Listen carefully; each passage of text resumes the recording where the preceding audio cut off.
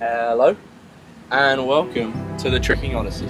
In this episode, I've come to London to investigate how the world's oldest triple corker trains and maintains his body, and to delve into his story.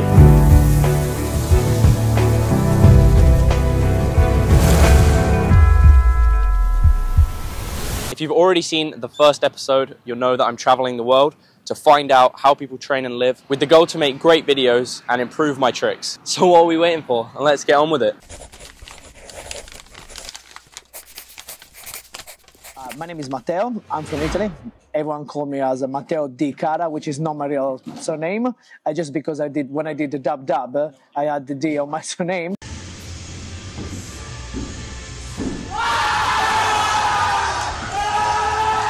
I'm 40 years old. I'll be 41 this May. I'm probably known because I'm the oldest triple corker in the world.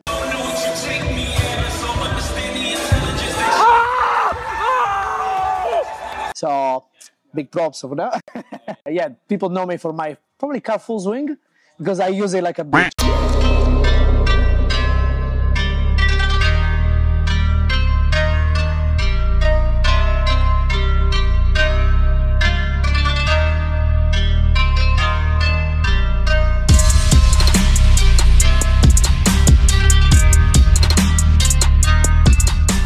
I use it a lot, but it's a strong setup. So. When did you start breakdance? I was 16 years old, so guys, we're talking about 1997. My neighbor at the time was doing breakdance, and I met him while I was traveling, coming back from school, and I could do some movements, but I was not good at it. And he said, "Oh, I'm doing breakdance," and then he invited me to train with him, and I said, "Okay, let's try." And then went there, I got hooked up straight away, and as I started, I go into it quite obsessively.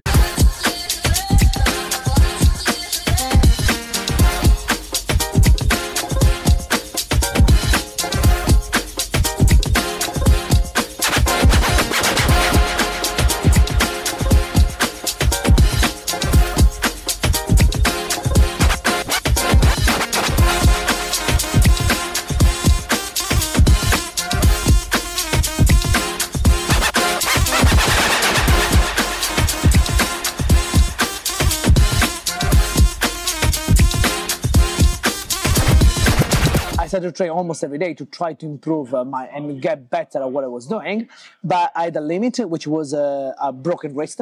So I was doing breakdance with a broken wrist, and I couldn't heal it, and I couldn't get more than this amount of movement. So after 8 years of doing it, I realized that I couldn't push as hard as I wanted. So in 2008, I decided to start to do tricking. Not really decided, I wanted to do flips. Then starting flips, I discovered tricking.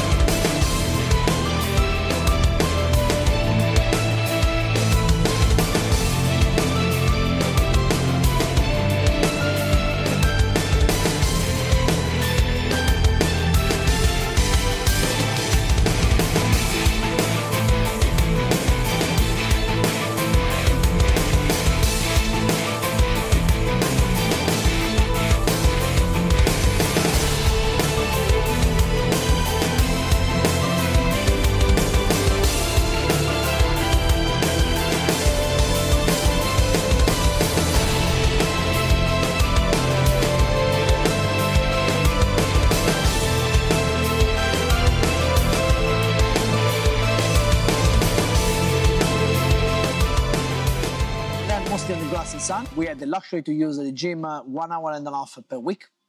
And what I had to do was drill all my big moves in the 1.5 hours. So, for example, it could be like I wanted to learn double back. I had to dedicate 1.5 hours to work on backflips, round of backflips, really high backflips, and then maybe to go for the double backflip on the pit. And that was the only time we had available in the gym. And yeah, it was a big crazy time. On the grass, I started to do more like the kicks motion, and then maybe the first twist. I got my first big twist. Then the next step for us was to bring it on the grass straight away. Because if you had it on the grass, then it means you could drill more often.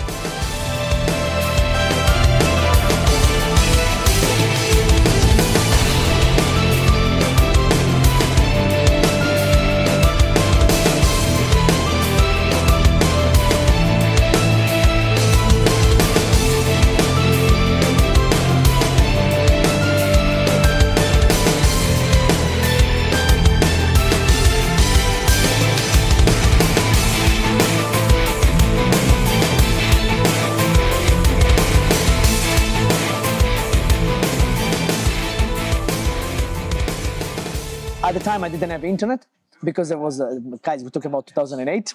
So there was not as much communication as is now. So it was harder to find clips. So the first thing we found was a Session Maro Bible. And we realized, okay, you want to get good at tricking, you read the Bible, which is basically is like a index of tricks. And then you say, okay, you want to learn how to do B-twist, butterfly kick, butterfly hook. Then you do butterfly hyper. And then it's like, okay, you try to twist it. Basically, every tricker that was training with me at the time, we could do all the tricks from A to C with all the variations. So everyone was doing cork hyper, everyone was doing cork box cutter. So there was no skipping in the middle. Everyone has to do the same pattern, which is cool and bad. It's a slow way to learn, but it's also safer because, I mean, I got injured multiple times with stupid things, but sadly that's a trick of life anyway. But when I teach someone that doesn't have much power, I find is instead to go from single to double, to teach them the variation, they get much more aware of the body, and because of the awareness, they can safely do the double. Because a lot of trickers nowadays, they want to have the quad full easy, and unless you're a talent, sometimes you have to struggle a little bit. And if you don't know how to fall, you most likely get hurt. Lot of talent tricker, they just go for the hard move, they do some mistake on the landing, or maybe they are not strong enough, or not flexible enough, or not trained enough to withstand the fall, and for the reason they get hurt. You know, the thing is, I was a chef for a very long time, 15 years. So, but I always had a little bit of side job teaching, and I always enjoyed the feeling of teaching something, because it's like I learn something, and through my words, I can shape someone else's movement. It's such a good feeling, because it's like, okay, I'll tell you, do this, do this, do this, and then you suddenly get a movement. It just gets me so hype. It's like I learned a backflip for the first time. And that kind of feeling is still hunting, in the meaning like I really look for it every single time. When I see people improving, it's the same thing. So what happened is, 10 years ago, I couldn't speak a word of English. Then I decided to move in UK, to learn how to speak English, to travel the world, to meet more trickers. Then as I started to speak better English, I moved to Australia, lived with Phil Gibbs for 6 months. It's on. It shouldn't be.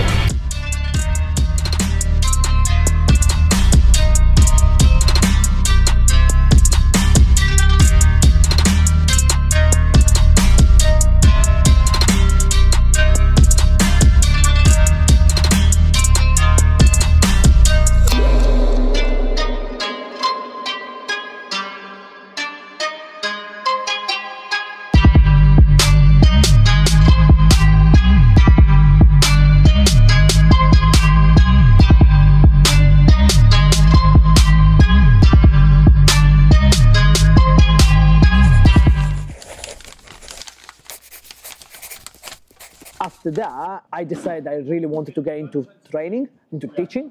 And when I came back in UK, I did a course for personal trainer. One random guy saw me teaching a cartwheel to a girl. And this guy was an owner of a CrossFit gym that invited me to assist one of his classes. And after I assisted one of his classes, he offered me a 2-hour job per week. Then people saw my style of teaching, and then people start to ask, oh, but you do private lesson, you do this, you do this. And then more classes start to run, all the coaches left, so I had to cover more hours. And then Davide, which is my business partner over there, came here in 2015. I was already working full-time as a coach, and he asked me if I had availability for him to work with me. And I had one day where he could work with me. Then almost 3 years, we decided to open the gym together. The first gym I had to build a homemade spring floor, which was only one line with a small edge on top to be able to use a little bit of spring floor. And after that, we decided that we wanted to invest in something a little bit bigger, which was not big, the space, but we had a whole spring floor.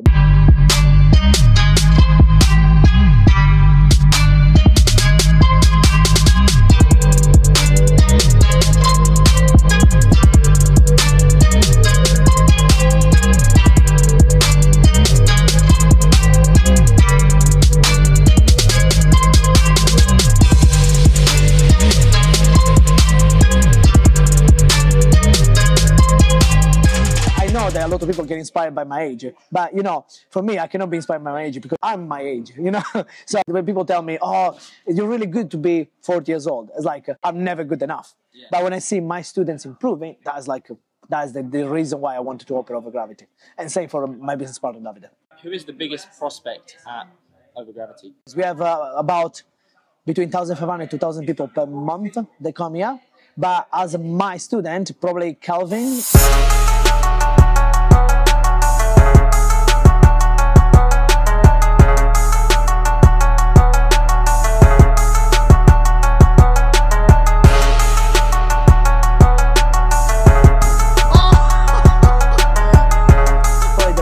Most potential because he's also one of the most consistent in training. But I can imagine him doing triple fulls and double backs eventually, and double curls for sure. I'm pretty sure he can do quite big things over here. Probably is the one they can achieve the best. My target in general with every one of my students is to bring the best that they possibly can. Because every student is different, it's not easy to find someone that like, okay, let's say for example, I have one guy that once started with me, he could barely do a backflip and he learned how to be twist, and now he's working on double fulls. And if he learned how to do double full, that would be unbelievable because it's something that he will never ever expect to do in his life. So sometimes it's not the goal, but how much I can push them to make the difference. Yeah, pushing to the next level. That is my goal in general. We started to create a tricking community here in this gym, which thanks to Shireen, there are like more people coming around. She's an amazing coach. She's working for us, and she's doing very well on creating a tricker group. And what I want to say is like a proper community of tricker and a community of people that do tumbling to work together sometimes, almost. That would be amazing to say. And hopefully in the future, as a business, I would love to have like a 1,000-meter square gym, which is like, I think it's 10,000 square feet gym. And have a whole floor dedicated to tricking, a whole floor dedicated to tumbling, 2 tumble track, trampolines, but, you know, as always, aim big, reach what you can, you know? What is your main goal as a tricker? Before getting the ACL surgery, dub trip and trip dub, and trip punch trip. That was the 3 big goals I wanted to do. But right now, because of the ACL, I found it is a little longer, my training recovery. So sometimes when I train, I feel like I have to be a little bit more careful. So I'm still aiming for dub trip eventually. Trip dub, depending on how much the knee can hold.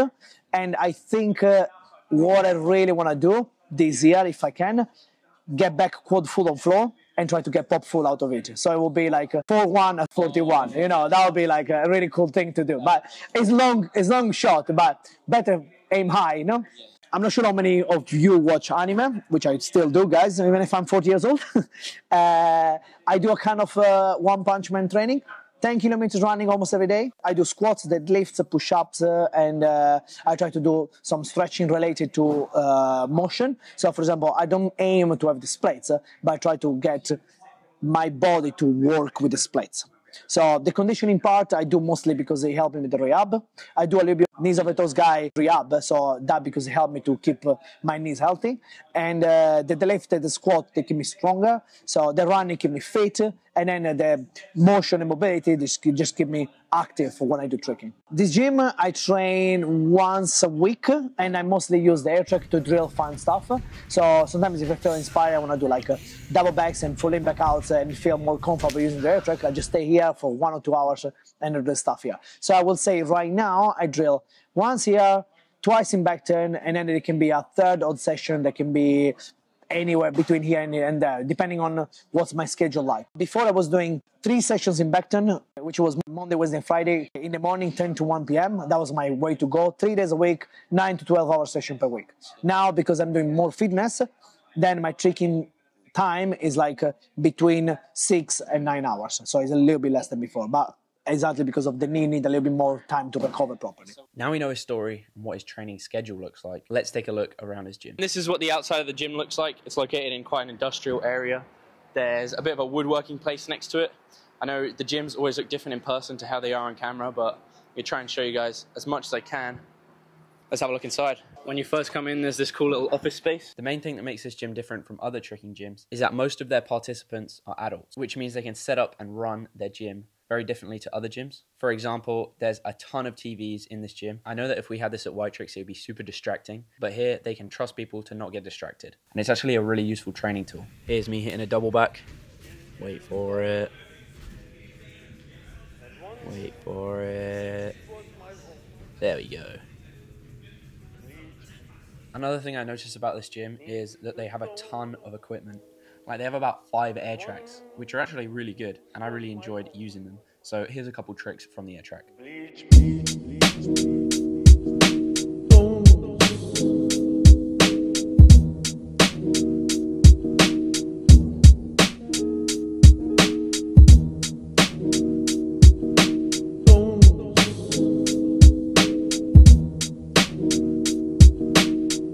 So that's the kind of setup Matteo uses for one of his sessions a week. Let's see what he gets up to when he's at Beckton for the other 2. Really fast gym tour, because the session's actually finished, so let's do it. It's got a big gymnastics area.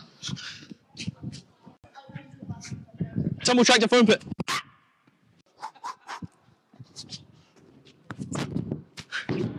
Big tricking floor.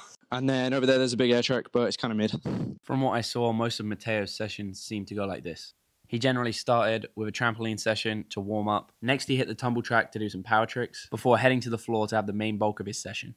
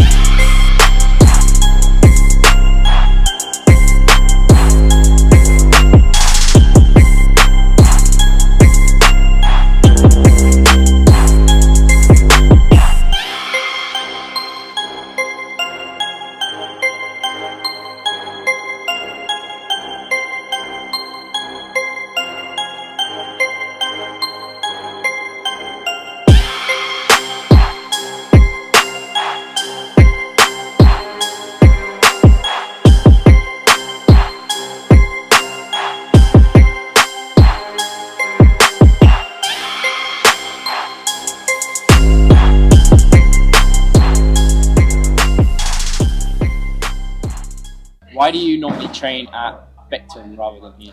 It's hard to switch off the teacher mode with the athlete mode, because when I'm here, even now that I'm talking with you and there's people around, I'm seeing everything they're doing, because it's like this is my house, so I need to check that everything is going well. If people get hurt, so I'm always in a teaching mode here, so I cannot completely switch my brain off. When I'm in Beckton, I go there, I switch completely my mentality of coaching, and I go into the mentality of improving myself.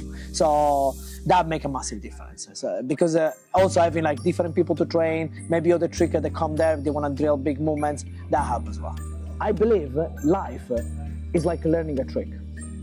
The amount of effort you put in is the amount of results you get off. So if you put a lot of effort, you should get enough payoff. Of course, different kind of effort, but like the concept is the same. Because if you work hard for something and you put all your effort, you're gonna achieve it, no matter what. Maybe you're not gonna get to the level, like for example, talking about tricking like Jose, but that doesn't mean that you can get the highest level that you possibly can. And that's the same in life. Anything inspiring you would say to like people who wanted to get into tricking who weren't super young, or like people who think that if they're not like starting at the age of 6, they can't be as good as they can? Well, guys, think about this. I started when I was 25 to do tricking. And I started from a breakdance background, which is completely different. So I had to learn everything from scratch, which was great anyway. It was fun. So I will say enjoying the whole situation of training and working for it is much more pricing than achieve the goal. Because the goal is part of your process. If the process feels nice, then you're gonna enjoy the goal. But if you only work for the goal, you're just gonna get there, it's like, okay, what's next? So enjoy everything you do, work smart, try to not to get injury, avoid the tricks that you are not able to do before having the right preparation. That's probably what I would say to myself 10 years ago. Yeah. But yeah, so hopefully the young generation need to understand that all the prodigies, they just work hard. At the end of the day, it doesn't matter how good they are at something, they still put the effort on it, so they cannot achieve a quad cork without effort into it. So work hard, work smart, train hard. That's it. Cool, thank you very much, Bobby. Thanks.